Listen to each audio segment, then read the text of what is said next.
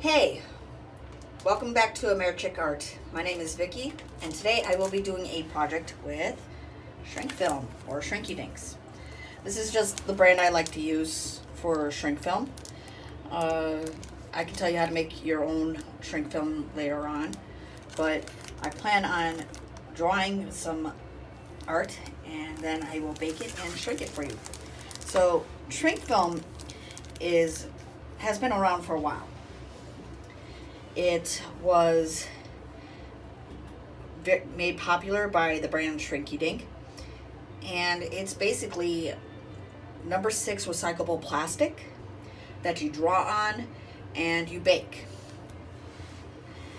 I got the super sanded sheets here, and I usually sand down my own, so I thought I'd try these out.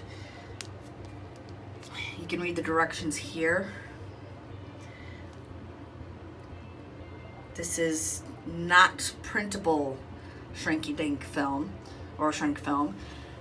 They do make printable shrink film, but this is not printable shrink film. So the idea is you want to color these with permanent markers, colored pencils, or rubber stamps. Something that's going to leave a nice dye to it. I like to usually use a Sharpie, or I like to use colored pencils. Hence the reason why I sanded down my Shrinky Dinks in the past. If you use colored pencils, they tend to stick better if it's sanded down. The marker sticks better too if it's sanded down too, but the colored pencils even more. So you color, you cut them out, preheat your oven, bake, and watch them shrink, and if it curls up, it's all right. So here's some design tips. You can read that all on your own. Pause and read the baking tips.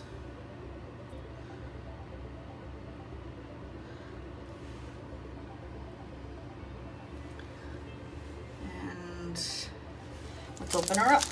I haven't opened this package or actually used any of this yet. I've used their regular shrink film before. Let's see here.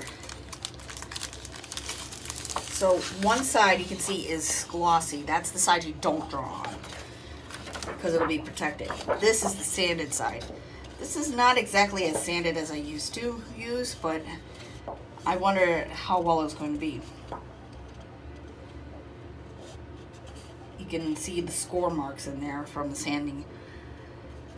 What you could use is some scrapbooking sand or sandpaper, or sandpaper with at least 150 grain to rough out your plastic if you don't have sanded paper like this.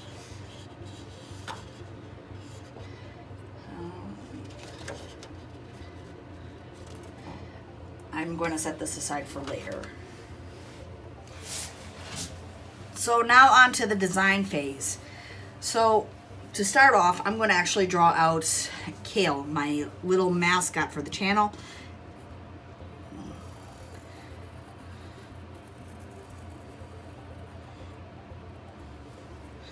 You want to make these designs big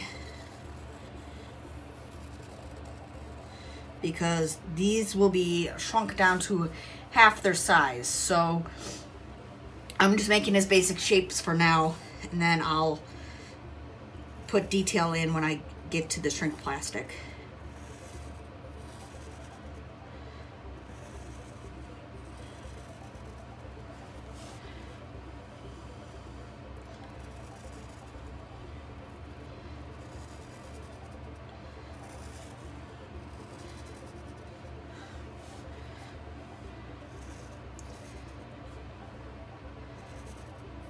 For those of you who don't know who Kale is, he's the main protagonist of the webcomic I'm making.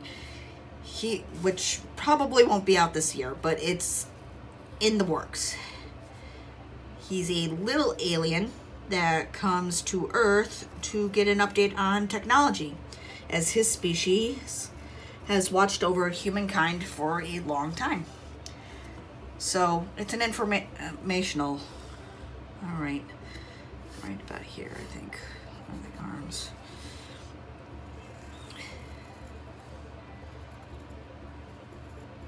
So Kale is short for cute alien is extremely lucky.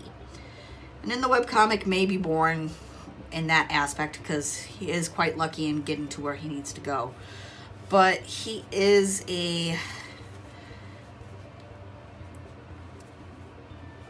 intelligent creature, but very, very small. It actually takes him a while to get where he needs to go. And when he gets there, that's when things finally pop off for him, where he gets all his research done and he gets to observe humans in the process.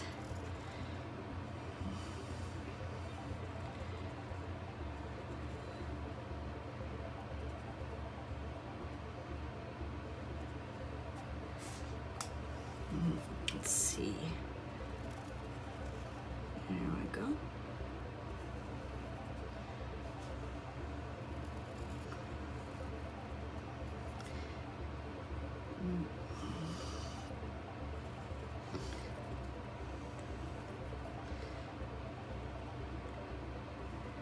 All right, so there's the basics for Kale. Again, it has to be kind of big, so it'll be shrunk down a bit. Let's see here, and seeing as I plan on making a keychain out of him, I want to make sure I leave enough room for a hole punch. So hole punches are about this big, about there. So I wanted to leave enough room so that I could string something into the hole. All right, that's it for drawing the design phase. I will be back with the coloring phase. So here I'm just choosing out the colors that Kale's going to be colored in with. And yes, I am using Crayola. It really doesn't matter what color, what coloring pencil you use, as long as it's, you know, somewhat representative. Now, you do need to keep in mind that these will darken as they go down. So if something seems a little light to you, then it should get darker as it gets smaller. Yeah, that's about right. With the exception of the white and the light purple that I'm about to use, everything is Crayola. Otherwise, it'll be Prismacolor. See, there's quite a bit of difference in the color pencil, so this is why I was swatching them out. Other than that, I will be using a white Prismacolor, as Prismacolor tends to show up better white-wise.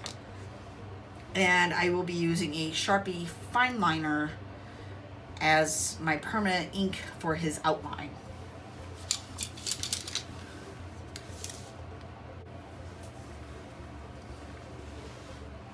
Alrighty, let's get started here.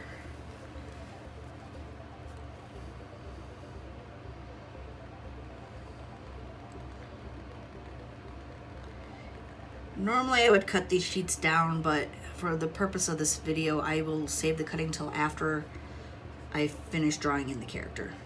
Oops. Hopefully I can get that somewhat fixable. So Kale, in his alien makeup, I guess, does not exactly have bones.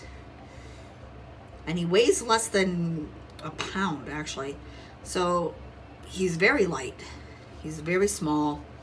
And you wouldn't notice him if you were to step around him, but he tends to hide because he doesn't want to get spotted. Because if he's spotted, his mission's over, and yeah. So I had to make him not as detailed, because if I make him too detailed, he'd be hard to completely draw over and over and over again. And I have enough details to worry about when I draw that comic out.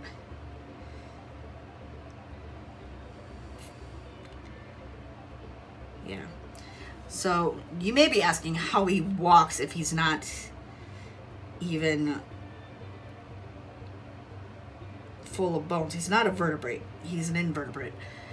He basically squishes. He doesn't even walk. He squishes. He's got about 30 tentacles which move on their own. So he bounces up and down as he walks. But his tentacles tend to stay a little level.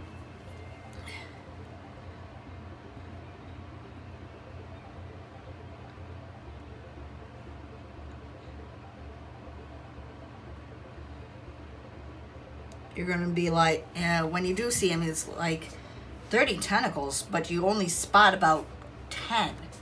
Well, yeah, you're not going to see them all. A lot of them are underneath him. And yes, he's quite friendly. In his journeys, he's going to meet up with a human who does eventually spot him, and a snail, which I haven't decided if we see him once or more. We're still getting to that. He does know about some technology from pre-World War I.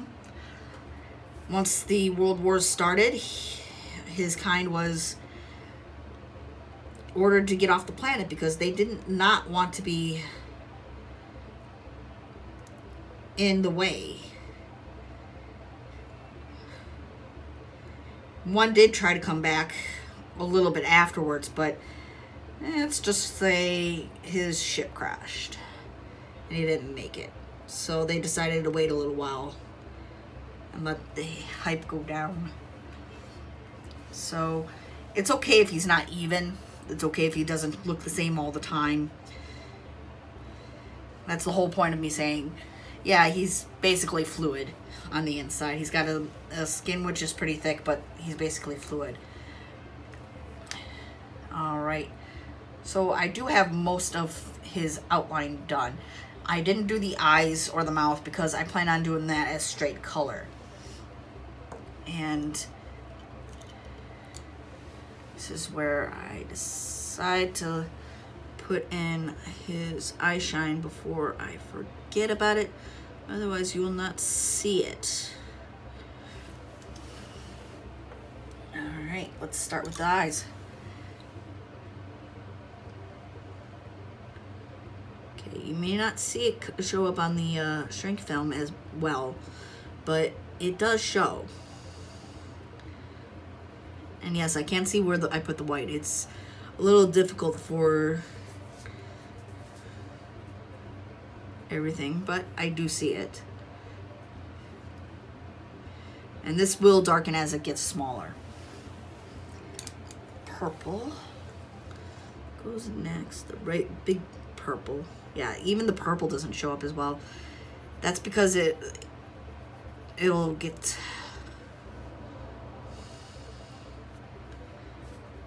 smaller and it'll become more pigmented.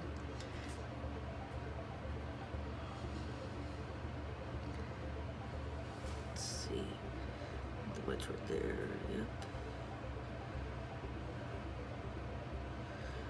Alrighty. So his mouth is basically a dark purple tongue. A dark green tongue. And a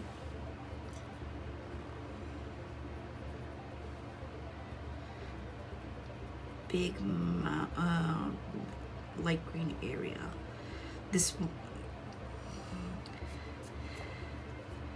Now, you wouldn't be able to tell his species apart by looking at them with their closed eyes. But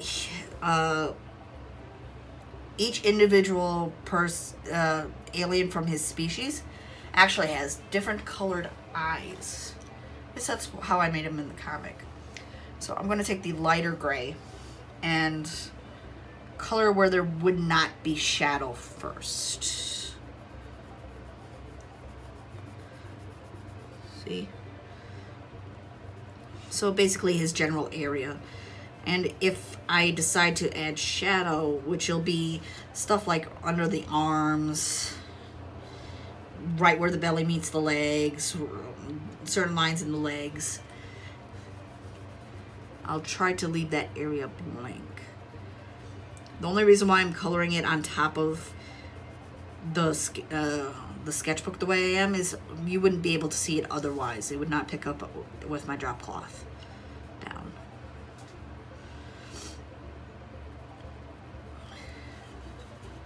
See? You can see it just a bit better if I were to move it. Let's see.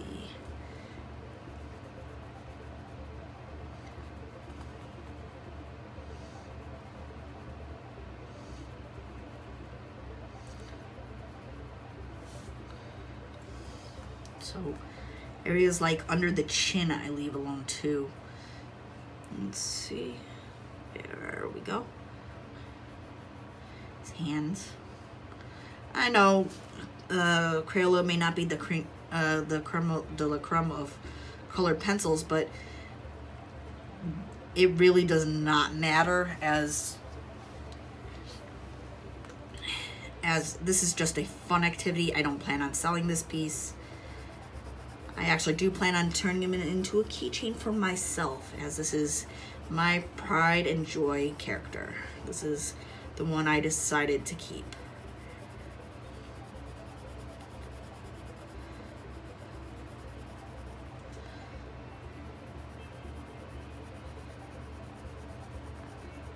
So I don't feel guilty wasting color pencil resources if I use Crayola on this. Now, I tried to limit the Prismacolor on this because Prismacolor is kind of a bit up there in price. But I do use it. I will use it if I'm planning on selling it.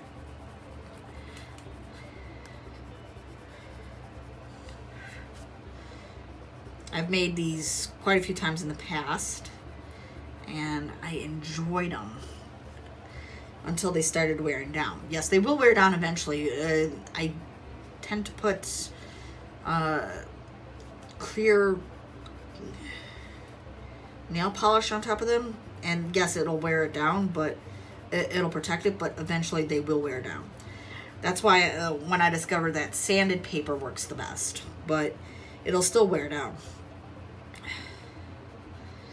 So I probably will varnish the ones I create today with an acrylic varnish so that the pigment doesn't run, nor does it wear down as easily, and it won't feel as sticky.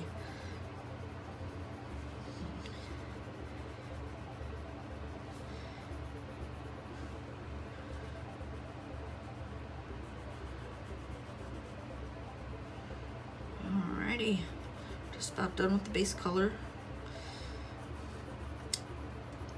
This does take a little toll on your colored pencils. I did start off with a semi-sharpened pencil.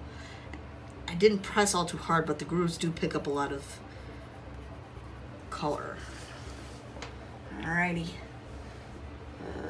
Oh, there it is. Alrighty. Now we get to color in everything else.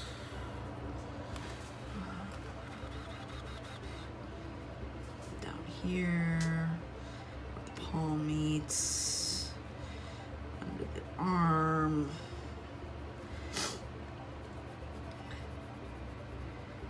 Right here, then right here, right here, right here, right here, right here.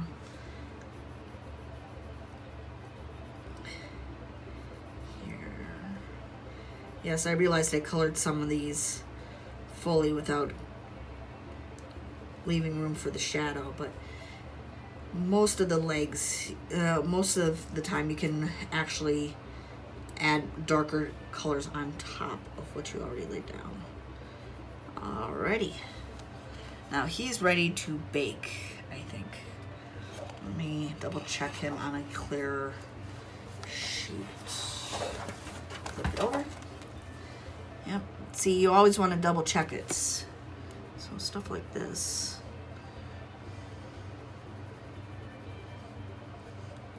Stuff like this. Just make a little shadow there.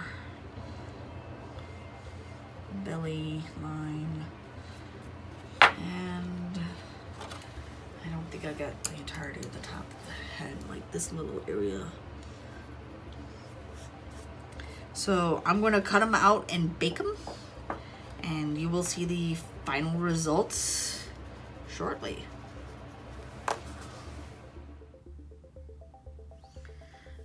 So this is the result of the baking process. Yeah, he turned out a little smaller than expected, huh guys?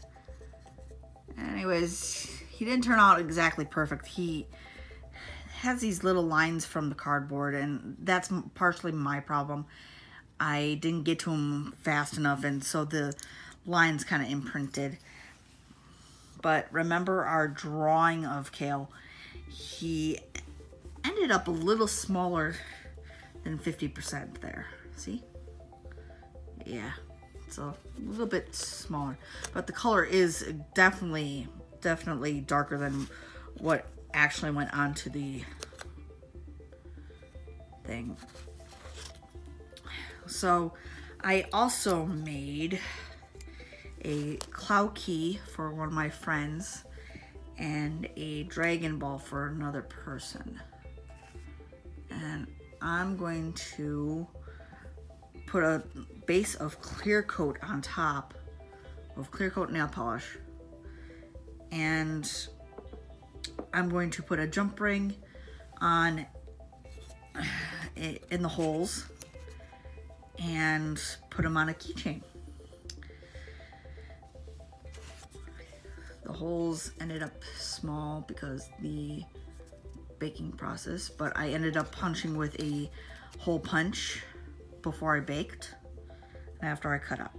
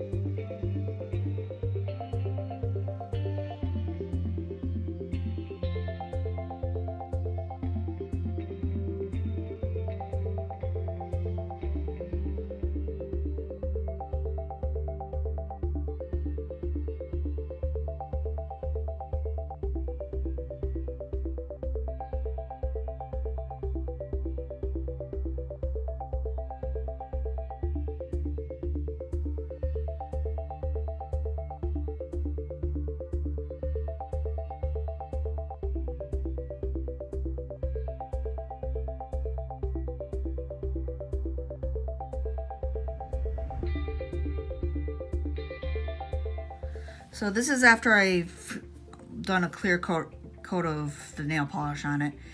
As you can see, it's a little shiny, but it's going to be well protected. It's still drying, so it might dull up as it dries. I went ahead and prepared some jump rings to put through the holes, and I'm going to do that now.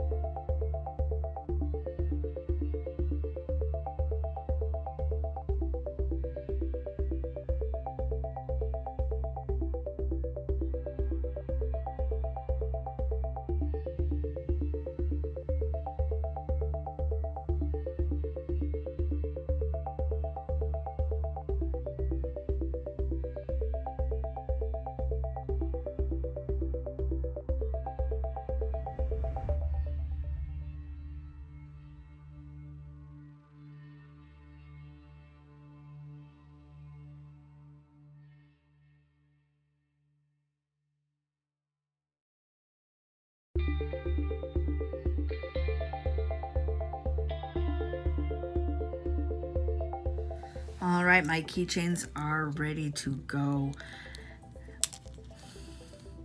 You can tell that these probably won't last for a lifetime. They probably will last a few years, but they are cute. And they will eventually wear down. In my experience, they wear down faster if they don't have the clear coat or varnish on it. And as I said, these lines are mainly because I left it in the oven a little too long.